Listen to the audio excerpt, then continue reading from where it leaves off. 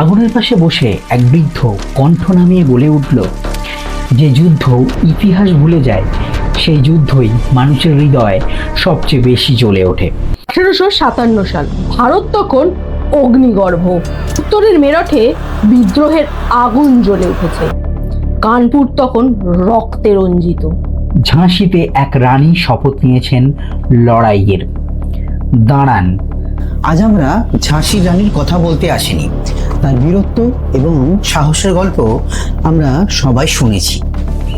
আজ আমরা চলে যাব মধ্য ভারতের ঘন অরণ্যে ঘেরা এক তুলনামূলক ছোট রাজ্য রামগড়ে। সেই রাতটা অস্বাভাবিক নীরব ছিল। আকাশে চাঁদ ছিল, কিন্তু আলো যেন দুর্গের গায়ে এসে থমকে দাঁড়িয়েছিল, যেন ইতিহাস পরবর্তী অধ্যায় দেখতে সেও শঙ্কিত। দুর্গের ভেতরে মশালের শিখা কাঁপছে। প্রাচীরের ওপারে দেখা যাচ্ছে ব্রিটিশ শিবিরের আগুনের রেখা। শৃঙ্খলিত, ঠান্ডা, কিন্তু হিসেবে তারা প্রস্তুত ডক্ট্রিন অফ ল্যাপস প্রয়োগ করে রাজ্য দখল করতে।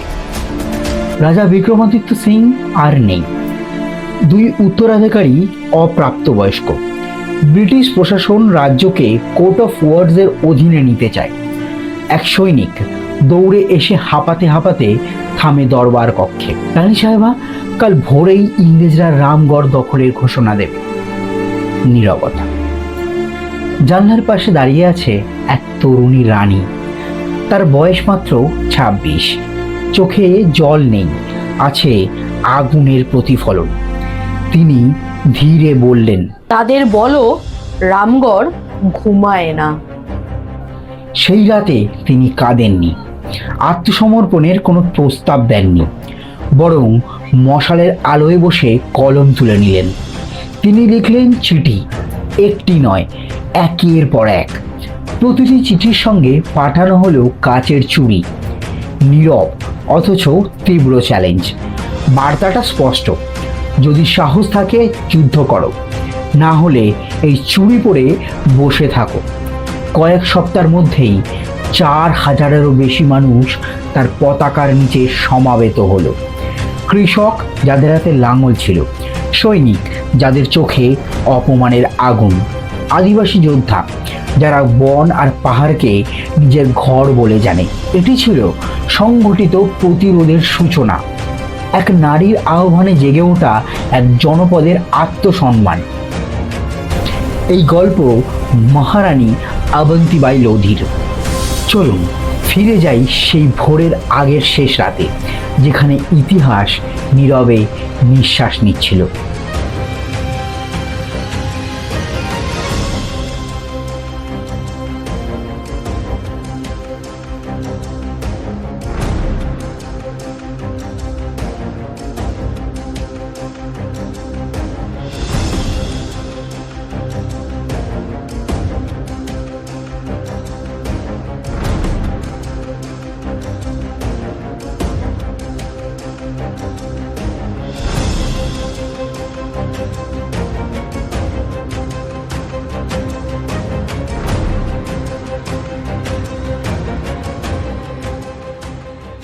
রামগড়ের দুর্গের উপরে দাঁড়িয়ে রানী আকাশের দিকে তাকিয়েছিলেন।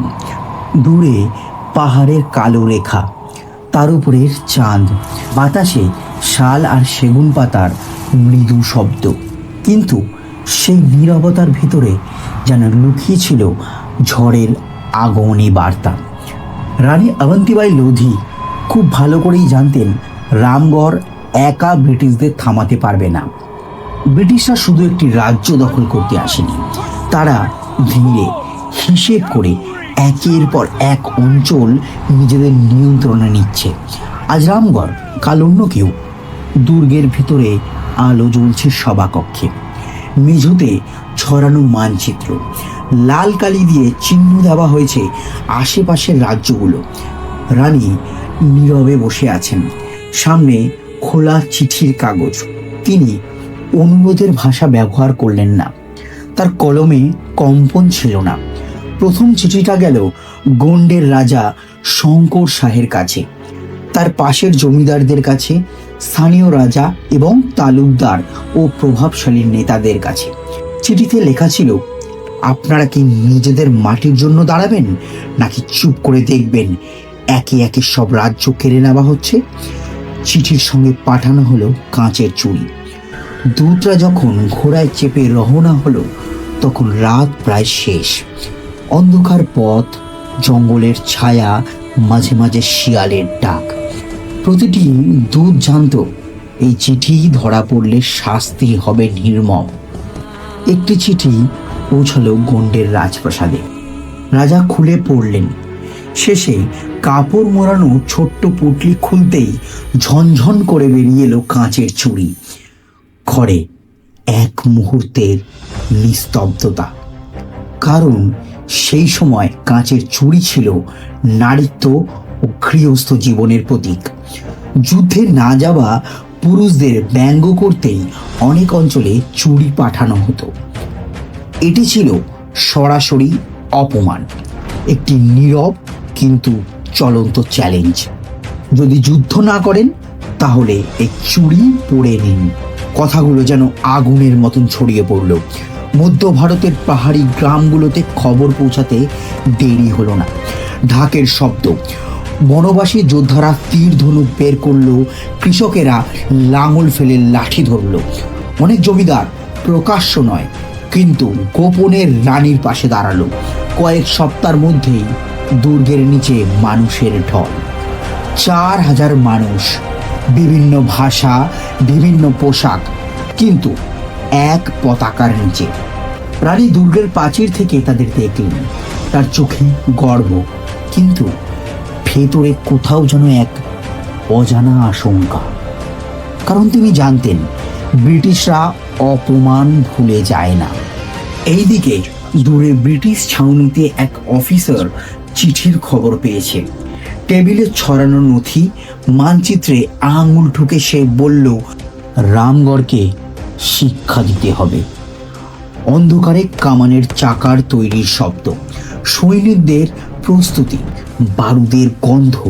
রামগড়ে তখন যুদ্ধের মহড়া চলছে। তরোয়ারির ঝলক, ঘোড়ার রস্যধ্বনি, নারীদের ব্যস্ততা, বারুদ ভরা খাদ্য জোগাড়, ব্যান্ডেজ তৈরি, সবই প্রস্তুত। কিন্তু কেউ জানে না শত্রু কত দ্রুত এগিয়ে আসছে। পাহাড়ের উপরে ধুলো উঠতে দেখা গেল। দুর্গের প্রহরী চোখ কুঁচকে তাকালো। তার গলায় শঙ্কা, মিশ্রিত চিৎকার, সৈন্য, ব্রিটিশ সৈন্য। রানী ধীরে ধীরে তরবারি তুললেন। এখন আর এটি শুধু রামগড়ের লড়াই নয়, এটি মধ্য ভারতের সম্মানের প্রশ্ন। আর প্রথম বড় সংঘর্ষ শুরু হতে চলেছে। যাদের আলো ফিকে হয়ে আসছে, সূর্য উঠলেই রক্ত ঝরবে।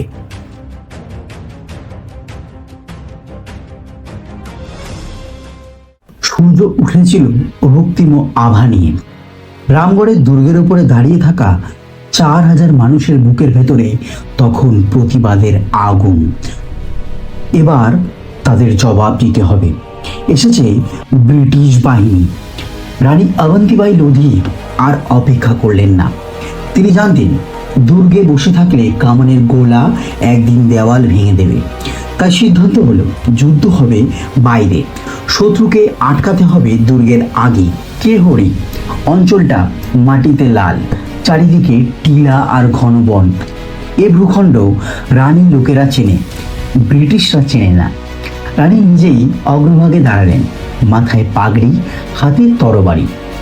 1858 সালের শুরুতে ব্রিটিশ বাহিনী রামগড় পুনরুদ্দখলের উদ্দেশ্যে অগ্রসর হয়। কেহরির কাছে প্রথম বড় সংঘর্ষ ঘটে।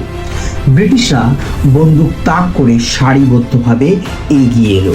হঠাৎ বন কেঁপে উঠল। আদিবাসী যোদ্ধাদের তীর নেমে এলো তাদের ওপরে। পাশ থেকে আক্রমণ করলেও ঘোর সাওয়ারের দল। প্রথম ধাক্কায় ব্রিটিশ বাহিনী বিশৃঙ্খল হয়ে পড়ে। কেহরির মাটিতে তারা পিছু হটতে বাধ্য হয়। রামগড়ে খবর পৌঁছালে উল্লাস ছড়িয়ে পড়ে গ্রামে। মনে হয় হয়তো সত্যি জেতা সম্ভব। কিন্তু ব্রিটিশ সাম্রাজ্য সহজে হার মানে না। এই পরাজয় ব্রিটিশদের ক্ষুব্ধ করে। কিছুদিনের মধ্যেই তারা আবার অগ্রসর হয়। এবার আরও সৈন্য, আরও আগ্নেয়াস্ত্র, এবং কামান নিয়ে। তারা ধীরে ধীরে ঘেরাও করতে শুরু করে। সরাসরি ঝাঁপিয়ে পড়ার বদলে তারা কামানের গোড়ায় চাপ সৃষ্টি করতে থাকে। রানীর বাহিনী সাহসী কিন্তু রসদ সীমিত। বন্দুক কম, বারুদ কম, কামানের সামনে তরবারি বেশিক্ষণ টেকে না। দিন যেতে থাকে, আহত বাড়ে, রসদ কমে, মনোবল অটুট, কিন্তু বাস্তবতা কঠিন। রানী বুঝলেন রামগড়ের দুর্গকে টিকিয়ে রাখা যাবে না। তিনি সেনাদের নিয়ে সরে গেলেন দেভারিগড়ের দিকে, পাহাড়ি অঞ্চলে, যেখানে আবার নতুন করে প্রতিরোধ গড়ে তোলা সম্ভব। কিন্তু ব্রিটিশ বাহিনী তাদের পিছু নিল। এখন আর এটি কেবল একটি যুদ্ধ নয়, এটি বাঁচা আর মরার লড়াই। কেহরির প্রথম বিজয়ের ইতিহাস এক ঝলকে আগুনের মতন জ্বলে উঠেছিল, কিন্তু সামনে অপেক্ষা করছে আরও নির্মম অধ্যায়। দেবগড়ির পাহাড়ের শেষ সিদ্ধান্ত লেখা হবে রক্ত দিয়ে।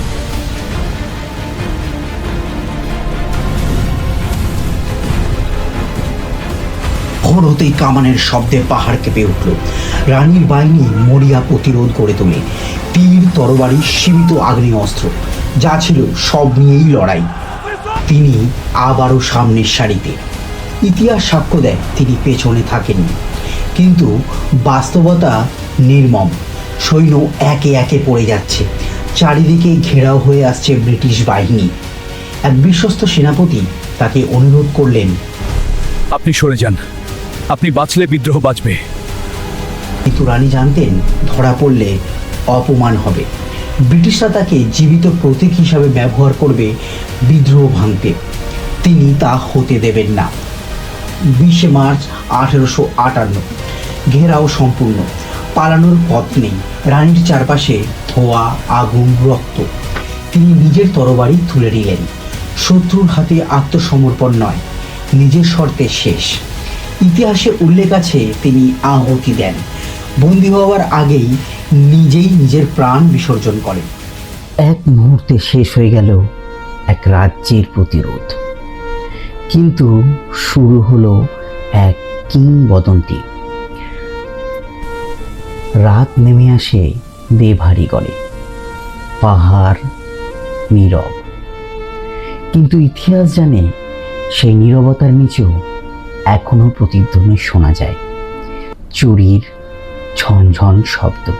এইভাবেই শেষ হয়ে গেল ভারত মাতার এক অজানা বীরাঙ্গনার গল্প। তার সাহস এবং আত্মত্যাগকে আমরা স্যালুট জানাই। তার প্রতি শ্রদ্ধা জানাতে কমেন্টে লিখুন, বীরাঙ্গনা অবন্তিবাই অমর থাকুক। আর অবশ্যই শেয়ার করে দিন আপনার বন্ধুদের সাথে, যেন আরও মানুষ জানতে পারে এই অজানা ইতিহাসের কথা। ভালো থাকবেন, সুস্থ থাকবেন, দেখা হবে আবার অন্য কোনো ভিডিওতে।